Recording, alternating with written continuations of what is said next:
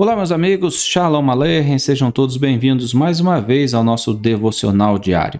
E hoje nós concluímos as reflexões dentro do terceiro capítulo de Josué, onde é relatado ali a ocasião em que os filhos de Israel cruzaram o rio Jordão em busca da terra prometida.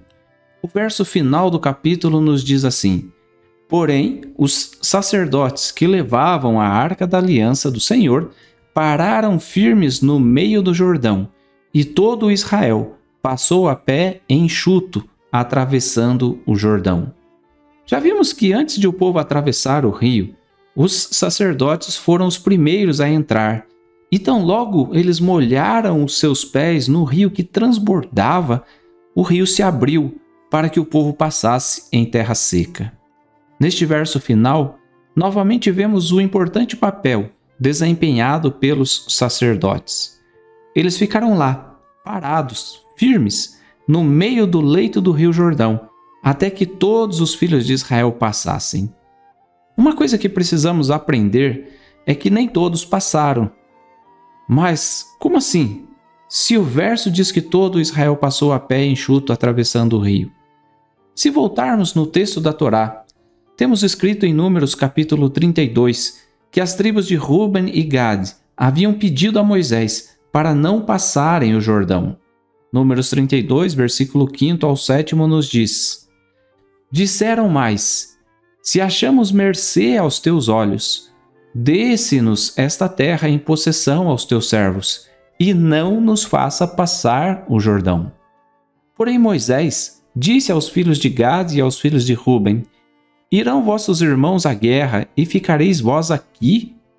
Por que, pois, desanimais o coração dos filhos de Israel, para que não passem à terra que o Senhor lhes deu?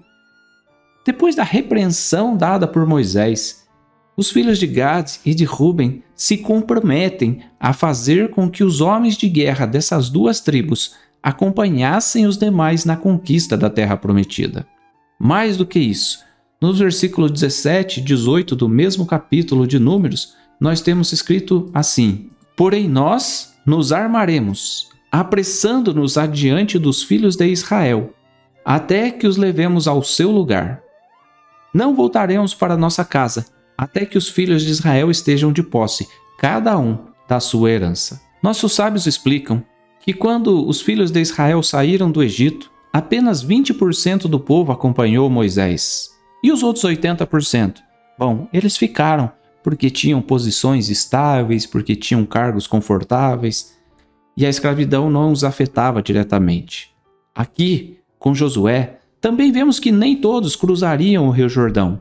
E as mulheres e as crianças e os rebanhos que pertenciam às tribos de Ruben, Gad e Manassés ficaram sem atravessar, mas os homens de guerra foram. Isso denota um comprometimento deles com a palavra, com o compromisso assumido perante Moisés. É preciso aprender as lições relevantes em nossa vida, e aqui temos algumas delas. Primeiro, os sacerdotes foram os primeiros a entrar no rio, mas eles também foram os últimos a atravessá-lo, tendo ficado no meio do leito até que todos passaram.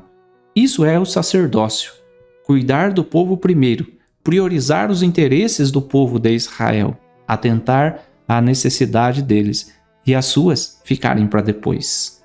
Segundo, os homens de Ruben e Gad foram juntos aos demais. Não é porque você já alcançou algo em sua vida, já conseguiu a sua bênção, que você vai parar e deixar os demais que se virem sozinhos. Isso seria egoísmo. Terceira lição: ao honrar a sua palavra, Ruben e Gad também demonstram honrar aos demais do povo, e isso fortalece. Como Moisés havia dito, se eles não fossem, seria um sinal de enfraquecimento e desânimo aos demais. Lembre-se que os Rubenitas e os Gaditas, eles se apressariam adiante dos filhos de Israel, eles iriam à frente, embora eles já tivessem alcançado o seu objetivo. Em nosso viver, embora sejamos todos indivíduos, devemos reconhecer que a Torá foi entregue ao povo de Israel, não apenas a um homem. Ninguém cumpre a Torá sozinho. Quem pensa assim jamais alcançará o mérito das mitzvot, até porque No mesmo lugar onde diz, amarás ao Eterno teu Deus de todo o teu coração, também está escrito: amarás o teu próximo como a ti mesmo. Vença os seus desafios individuais, trabalhe por suas conquistas, mas não se esqueça que os sacerdotes abrem os rios para você passar. E não se esqueça de que os outros irmãos também precisam do seu apoio para vencer as batalhas.